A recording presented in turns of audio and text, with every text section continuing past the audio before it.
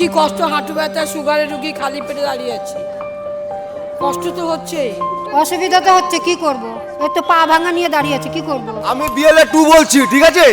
হ্যাঁ, গণেশ কুমারকে আসতে বলুন, এখানে এসে ফিল্ডে এসে কাজ করতে বলুন।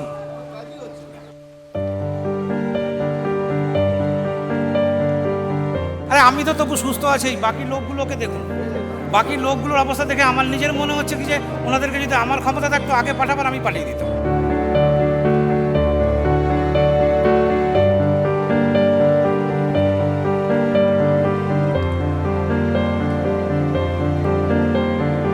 আমার তো ছবি উঠেছে, নাম উঠেছে লিস্টে, তারপরেও ডেকেছে কেন জানি না। একবার বলছে অ্যাডমিট কার্ড দিলে হবে, পরে আবার খবরে শুনলাম অ্যাডমিট কার্ড গ্রাহ্য না। তাহলে কি চাইছে ওরা? এই যে বসে আছি না, আমি কিন্তু ভেতরে অসুস্থ, কিন্তু দেখলে কেউ বুঝবে না, কিন্তু আমার কোমর পা সব ছিঁড়ে যাচ্ছে। এমন পরিস্থিতি হচ্ছে যে আমি মাথা করে পড়ে না যাই, এরকম একটা পরিস্থিতি চলছে। আমার নিজেরও চোখের প্রবলেম। মনে শান্তি নেই মা।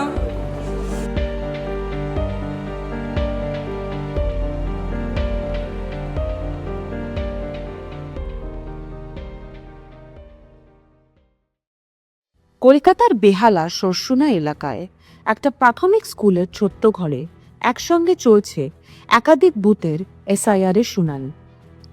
সেই ঘরের বাইরে মানুষের লাইন দীর্ঘ আর ধীর গতির, প্রত্যেকের হাতে কাগজ, সবার চোখে দুশ্চিন্তা আর মনে একটাই প্রশ্ন, ভোটার লিস্টে আদের নামটা টিকে থাকবে তো? লাইনে দাঁড়িয়ে থাকা মানুষদের মুখে ক্লান্তি, ভেতরে চাপা উৎকণ্ঠা আর ধীরে ধীরে জমে ওঠা অপমান। এই লাইনে শুধু তরুণরা নেই, আছেন বৃদ্ধ মানুষ, আছেন শারীরিকভাবে অসুস্থরা, আছেন এমন মানুষও যারা ঠিকমতো দাঁড়িয়ে থাকতে পারেন না। তবুও কাউকে ছাড় দেওয়া হয়নি। ঘন্টার পর ঘন্টা দাঁড় করিয়ে রাখা হয়েছে সবাইকে, একটাই উদ্দেশ্যে, নিজেকে এই দেশের বৈধ ভোটার হিসেবে প্রমাণ করার জন্য। এটা যেন এক অদৃশ্য আদালত, যেখানে অভিযুক্ত একজনই সাধারণ মানুষ।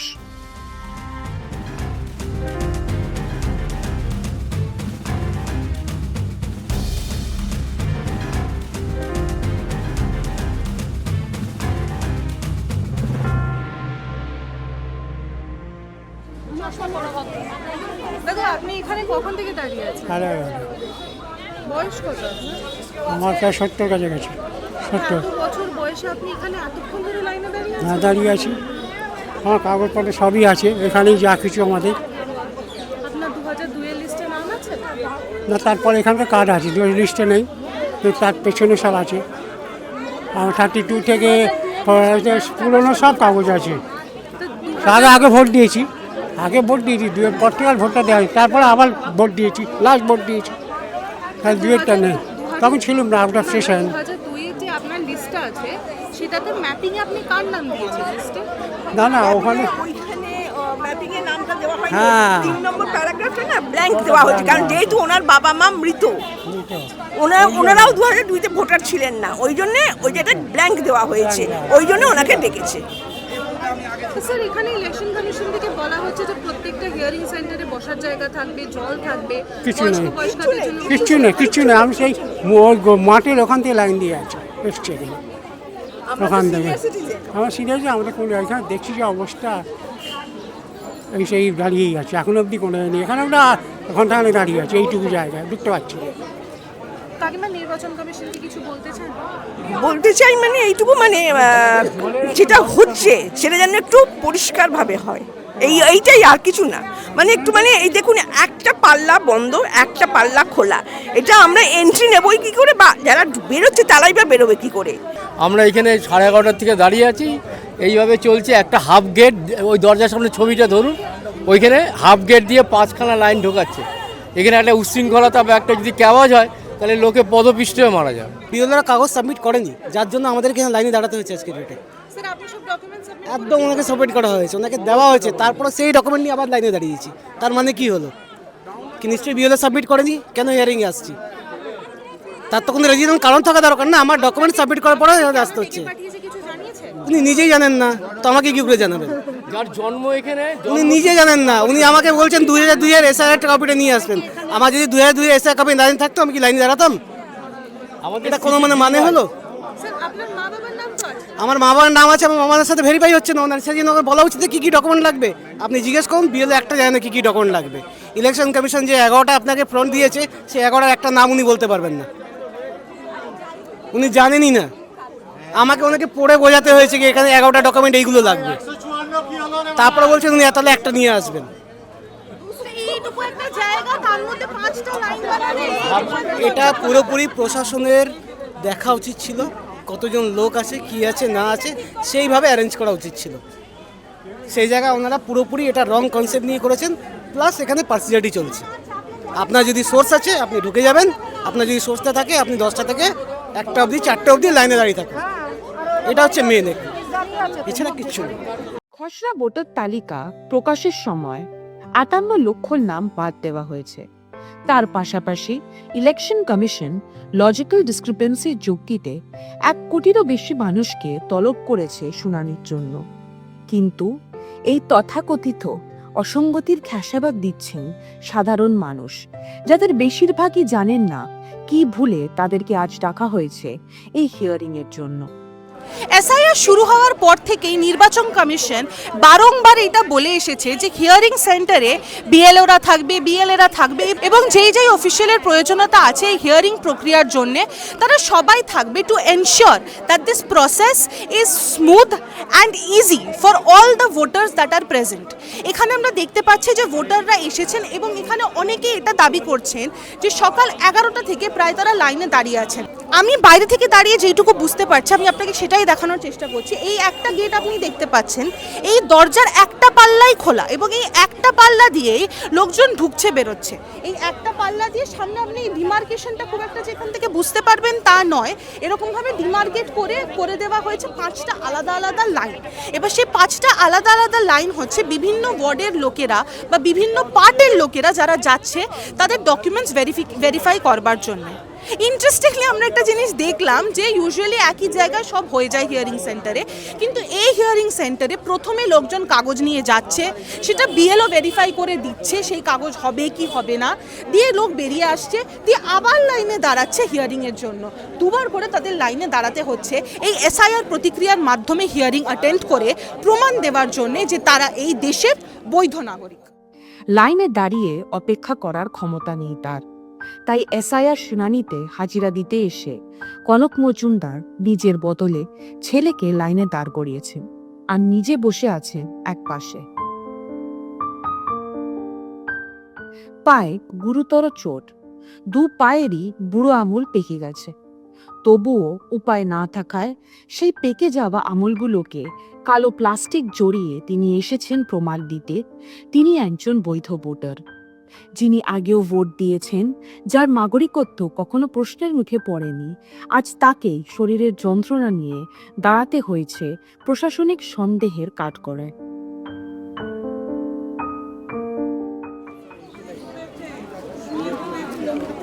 মা, তোমায় কেন হিয়ারিং এ ডেকেছে তুমি জানো? না। হ্যাঁ, না, কিছু বলেছে? শুধু নোটিশ দিয়ে এসছে। সেই নোটিশে কি লেখা আছে কিছু? তা তো বলতে পারবো না মা, দেখাবো নাকি? না না, তুমি কি এগুলো সব তোমার কাগজ? হুম হুম সব তুমি নিয়ে এসছো? হিয়ারিং এর নোটিশটা নিয়ে এসছো, এনিউমারেশনের ফর্মটা নিয়ে এসছো? কখন থেকে বসে আছো? আমি এসছি 1:30টার সময়। 1:30টা থেকে বসে আছো, এখন প্রায় 3টে বাজতে যায়। তারপরে 1:30টার থেকে এখানে বসে আছি, তো লাইনই সরছে না। আমার তো ছবি উঠেছে, নাম উঠেছে লিস্টে, তারপরেও ডেকেছে কেন জানি না। তোমার বয়স কত? 72। তোমার এত বছর বয়সে তোমাকে এখন এসে প্রমাণ দিতে হচ্ছে তুমি ভোটার কি না? প্রমাণ দিতে হচ্ছে, কি বলবো, বলার তো কিছু নেই।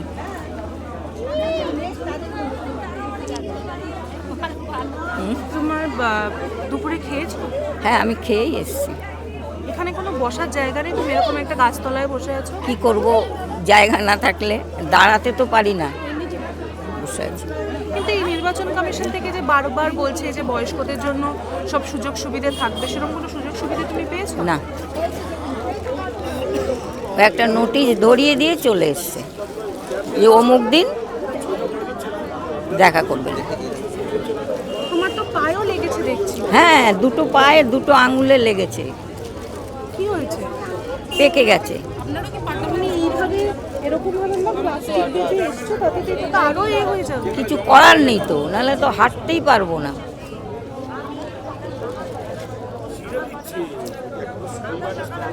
তো শুরু থেকে আমরা শুনে আসছি, কর্তৃপক্ষ বলছে যে এখানে বৈধ ভোটারদের কোনো অসুবিধা হবে না, না। আমার তো 2002 সালে নামও রয়েছে, সেই লিস্ট আমি নিয়ে এসেছি, তারপরেও ডেকে পাঠিয়েছে। এখন কেন জানি না। তুমি কি কিছু বলতে চাও নির্বাচন কমিশনকে না বা না কর্তৃপক্ষকে? না বাবা, কিছু বলতে চাই না। আমার বলাতে আর কি গেল, এলো হাজারো লোক। পাশে থাকা তার ছেলে ক্ষুব্ধ। প্রথমে হঠাৎ এসআইআর এর নোটিশে, তারপর শুনানি কেন্দ্রের চরম ব্যবস্থা রয়েছে। কে কার কাজ করছে কিছুই বোঝা যাচ্ছে না, আদৌ কাজ হচ্ছে কিনা কিচ্ছু বোঝা যাচ্ছে না। দেখুন না, ভেতরে দেখুন, পুরো এই জায়গাটা পুরো আটকে রয়েছে।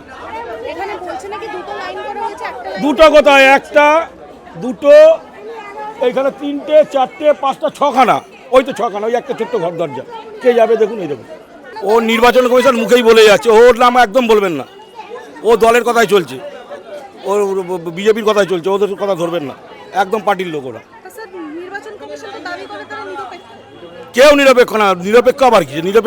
নিরপেক্ষ হলে মানুষের হয়রানি হয় নাকি? 2000 সালে আমরা এরকম হয়রানি দেখেছি নাকি? লাইনে দাঁড়িয়ে থাকতে থাকতে 68 বছরের শিপ্রা চক্রবর্তী হঠাৎই ব্যথায় কোলাপস করে। কয়েকদিন আগেই তার পায়ে সার্জারি হয়েছে। সকাল থেকে লাইনে দাঁড়িয়েছিলেন, কিন্তু আর সহ্য করতে পারেননি। যন্ত্রণায় দাঁড়িয়ে থাকা সম্ভব হয়ে উঠে পড়েনি। কোলাপস করার পরও কোনো সাহায্য মেলেনি। আমরা গিয়ে তাকে ধরলেও যিনি এক পাও ফেলতে পারছেন না, তাকেই বলা হয় শুনানি ঘরের ভেতর পর্যন্ত যেতে। আমাদের দরকার নেই। কাকিমা তুমি কখন থেকে লাইনে দাঁড়িয়ে আছো? আমি 11টা থেকে দাঁড়িয়ে আছি। কি হয়েছে কাকিমা, তোমার কি কষ্ট হচ্ছে? পায়ের দোষ, পায়ে হাঁটতে পারি না, বসতে পারি না। হাঁটু কোমরের এখানে কোনো চেয়ার নেই বসার? জল নেই। স্যার স্যার এখানে বাইরে প্লিজ একটা চেয়ারের ব্যবস্থা করে দেবেন। ওনার পায়ে ব্যথা, উনি দাঁড়াতে পারছেন, উনি প্রায় অজ্ঞান হয়ে গেছেন, ওরকম সাইডে নিয়ে গিয়ে বসানো হচ্ছে। একটা চেয়ার বা কিছু দেবেন উনি দেখুন, ওই বয়স্ক মহিলা, উনি 11টা থেকে লাইনে দাঁড়িয়ে ওনার পায়ে ভর দিতে পারছেন না, প্রায় অজ্ঞান মতো হয়ে গেছেন, ওনাকে সাইডে নিয়ে গিয়ে রাখা হয়েছে। ওনাকে একটু অন্তত চেয়ার দিন একটা বসার ভিতরে, আর কিছু হোক না হোক। আসো কাকিমা, আসো।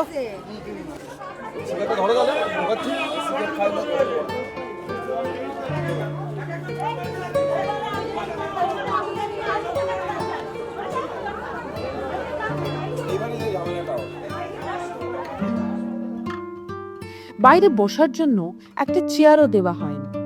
দুপাশ থেকে ভর দিয়ে ব্যথায় কাতরাতে কাতরাতে তাকে শুনানির ঘরে ঢোকানো হয়। শুনানি শেষে একই অবস্থায় অসহ্য যন্ত্রণা নিয়ে তিনি কোনো রকমে রিকশায় উঠে বাড়ি ফেরেন। কথা বলার পরিস্থিতিতে ছিলেন না তিনি। তার শরীর ভেঙে পড়লেও নির্বাচন কমিশনের প্রক্রিয়া থামেনি।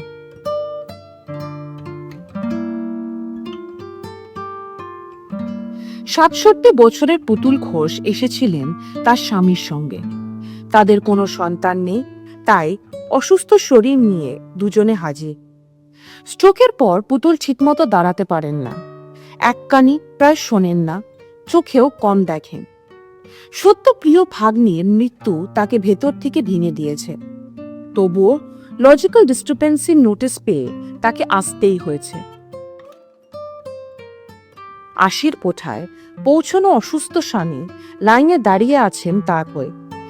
এই ভয় যে এত বছরের ভোটাধিকার বুঝি আজ হারিয়ে যাবে।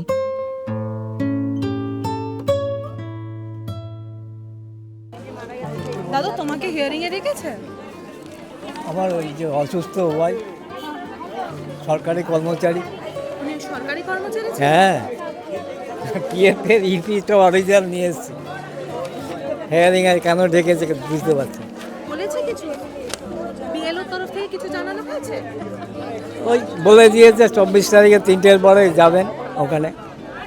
কী জন্য ডেকেছে, কী ব্যাপার বৃত্তান্ত কিছুই বুঝতে পারছি না। এসে 12টা থেকে দাঁড়িয়ে আছি। পেনশন পাচ্ছে 17 বছর 18 বছর হয়ে গেল, একটা অসুস্থ লোক, কানে শোনে না, চোখে দেখে না, তার পায়ের প্রবলেম, কোমরের প্রবলেম। আমি নিজেও অসুস্থ খুবই, বুঝতেই পারছেন এই বয়সে। আমি কিছু করার নেই, কী আর বলবো, অসহায় মানুষ আমরা, বৃদ্ধ। আর এই পানিশমেন্ট আমাদের কেন যে, সেটাই বুঝতে পারছি না।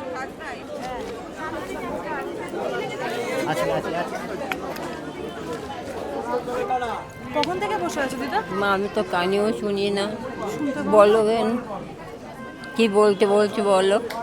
কখন থেকে বসে আছো তুমি এখানে? আমরা এই প্রায় 2-2:30 তখন থেকে এসছি, লাইন দিয়ে দিয়ে এরকম খেয়ে উঠেই চলে এসছি।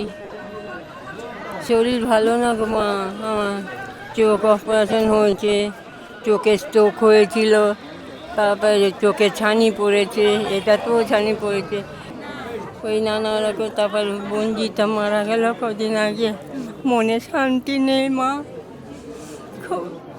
ও জানে বলো।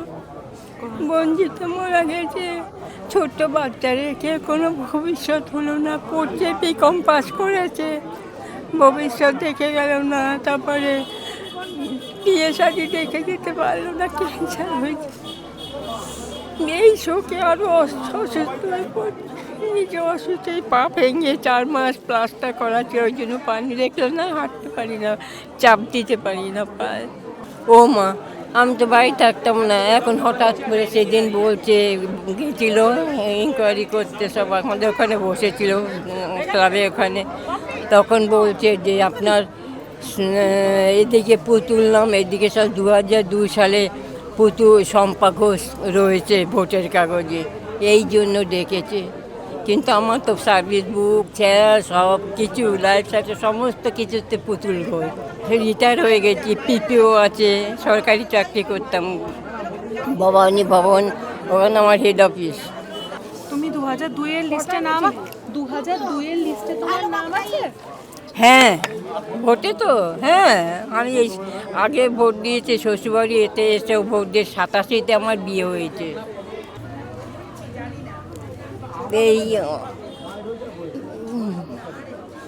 কষ্ট খুব মনে মা, আমার বন্ধুটার জন্য প্রাণটা খুলে যায়। তোমাকে সত্যি কথা বলছি, আমাদের সাথে বিয়ে হয়েছে, আরো বেশি বয়স না গো, ওরা জানে বলো, একদম অল্প বয়স, ওই কষ্ট মনের ভিতরে আলো।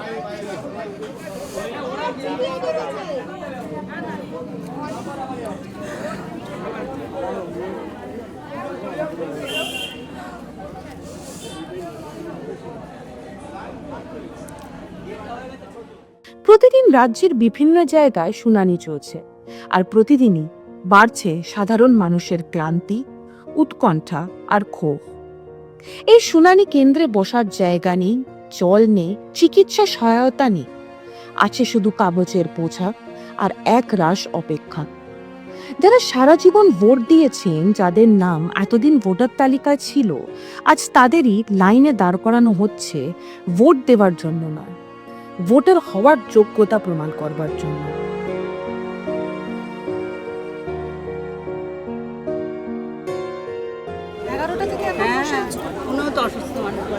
তোমার 2002 এর লিস্টে নাম আছে? সব আছে। তোমার বয়স কত এখন? 68। 68। তুমি একজন সিনিয়র সিটিজেন, এত বছর ভোট দিয়ে এসছো, তোমাকে আজকে হিয়ারিং এ কেন ডেকেছে কিছু বলেছে? আমি জিজ্ঞেস করেছি যে আমাদের তো হ্যারাস করানো হচ্ছে এগুলো, কিন্তু তার উত্তর নেই। আপনার কাছে সব কাগজ আছে, ভোটার কার্ড, আধার কার্ড, প্যান কার্ড? সব আছে, তবে সব কিছু এখানে নেই, যেটা বলেছে আনতে সেইটুকুই নিয়ে এসেছে। সব আছে। এখান থেকে নির্বাচন কমিশন থেকে বলা হচ্ছে যে যে সেন্টারগুলো তৈরি করা হয়েছে হিয়ারিং এর জন্য, সেখানে বিএলওদের তো সব খবর দেওয়া থাকবে, তা বাদেও জল থাকবে, অন্তত প্রপার বসার জায়গা থাকবে, সেগুলোকে কিছুই নেই, দেখতেই তো পাচ্ছেন, কিচ্ছু নেই। আর কিছু না, আমরা হ্যারাস হচ্ছি, বুঝতে পেরেছেন? এই যে বসে আছি না, আমি কিন্তু ভেতরে অসুস্থ, কিন্তু দেখলে কেউ বুঝবে না, কিন্তু আমার কোমর পা সব ছিঁড়ে যাচ্ছে।